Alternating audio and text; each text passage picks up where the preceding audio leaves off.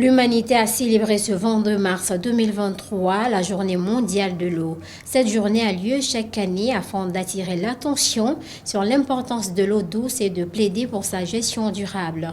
En Guinée, le constat révèle que plusieurs localités du territoire n'ont pas accès à l'eau potable. Ici à Conakry, la capitale, certains citoyens utilisent des forages pour se procurer en eau potable.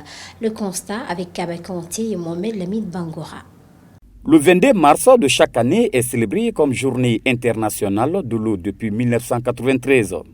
Bien qu'étant le château d'eau de l'Afrique occidentale, la Guinée est l'un des pays au monde où la majeure partie des citoyens n'a pas accès à l'eau potable depuis plusieurs années. Dans la capitale comme à l'intérieur du pays, bon nombre de citoyens peinent à trouver cette denrée indispensable à la vie. Dans les quartiers, des bidons, des seaux d'eau attirent l'attention des passants. Non, depuis 2009, je fus nommé chef secteur de la jeune cité américaine et jusqu'à nos jours, on n'en a jamais vu les forages au compte de la SEC. Nous servons à partir de forages, à partir de forages que nous servons le plus particulièrement dans le logement, l'ex-logement de Kabele, l'ex-ministre, qui nous permettaient tous de se servir en eau potable. Selon ce chef secteur de la cité américaine d'Anongota dit, aucune inspection de la Société des eaux de Guinée n'a séjourné dans leur zone pour s'enquérir des réalités relatives à la pénurie d'eau.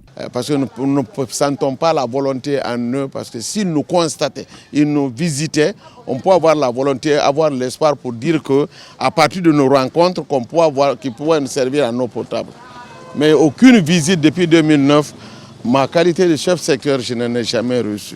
Ici, comme plusieurs quartiers de Conakry, les citoyens se servent des forages pour s'approvisionner en eau potable, malgré les risques liés à la prolifération des forages sur l'environnement. Nous demandons à la SEG de tout faire, de servir la population en eau potable.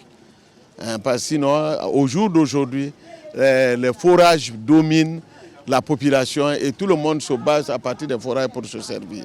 Les forages ont des inconvénients que nous savons tous, intellectuels de notre État, nous le savons, mais que pourrons-nous faire? Maintenant qu'on ne peut pas servir, on ne peut pas vivre sans l'eau. Malgré de nombreux efforts qui ont été consentis dans ce sens par la Direction nationale des eaux de Guinée pour satisfaire ce besoin impératif des citoyens, il faut rappeler que beaucoup reste encore à faire. C'est la fin de ce JT20. Messieurs, dames à tous, merci de l'avoir suivi. Les infos continuent sur nos différentes plateformes de communication digitale, Facebook, Instagram, LinkedIn, Twitter et YouTube. Bonsoir.